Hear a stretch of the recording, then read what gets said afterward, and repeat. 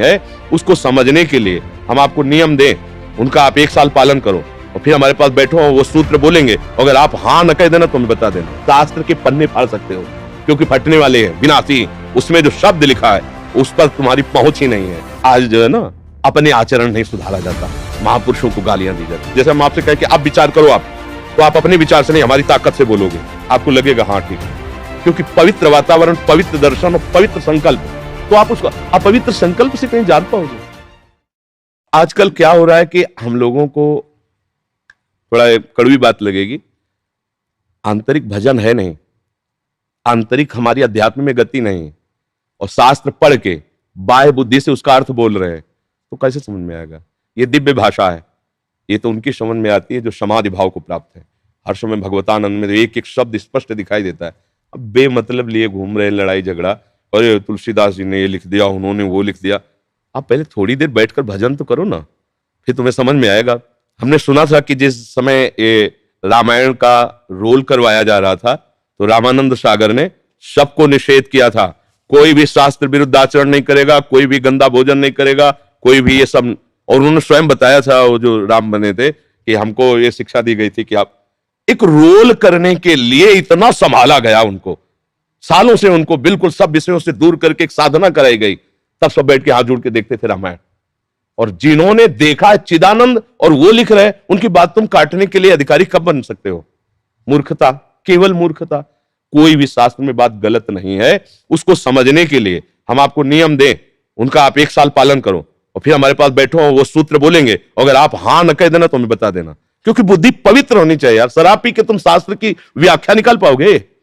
व्यभिचार कर, मान लो बड़े पदों में हो, तो इससे तुम उस जगह पद हो जहां प्राकृतिक राज्य है और ये भागवतिक राज्य है। अध्यात्म राज्य के विषय को तुम प्राकृतिक राज्य के राजा होकर नहीं समझ सकते। उसके लिए प्राकृतिक राज्य का अभिमान छोड़ना होगा। और दैन्यवन देखो, जितने भी भगवत भक्ति उनके चरित्रों को पढ़ के देखो, आज सब क्या है, बोले हम शास्त्र अरे जब तुम बच्चे हो, अभी जानते ही नहीं हो, बच्चे क्या फाड़ नहीं सकते, तो बच्चे ही हो, हमारी दृष्टि में तुम क्या हो? मतलब हमें गाली दो, मारो दो, तो क्या हमारा बिगड़ जाएगा? इस शरीर तक ही तुम्हारी पहुंच, हमारी तक तुम्हारी कभी जीवन में पहुंच नहीं हो सकती। इसको काट सकते हो, इसको मार सकते हो, ये मरने लायक है इसलिए मरेगा, तुम मेरे को छू नहीं सकते, तुम्हारे में सामर्थ्य नहीं। ऐसे ही शास्त्र के पन्ने फाड़ सकते हो क्योंकि फटने वाले हैं, विनाशी। उसमें जो शब्द लिखा है उस पर तुम्हारी पहुंच ही नहीं है। इसलिए सारे लड़ाई झगड़े सब।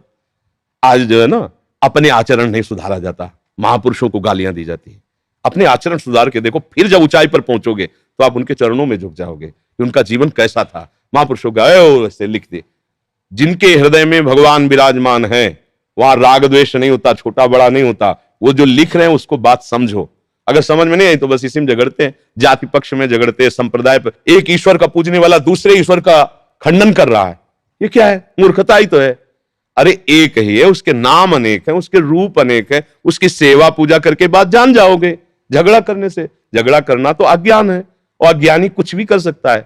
इसलिए अब कलयुग बढ़ेगा ना, तो ऐसे ही बढ़ेगा। कोई सत्य की बात मानना नहीं चाहेगा। भगवान ने जो जो सिद्धांत बनाए उनको समझो, उनके अनुसार चलो, आपको शांति मिल जाएगी, आपको आनंद मिल जाएगा। आज हम 4 लोगों को रिझाना ही शांति समझते हैं।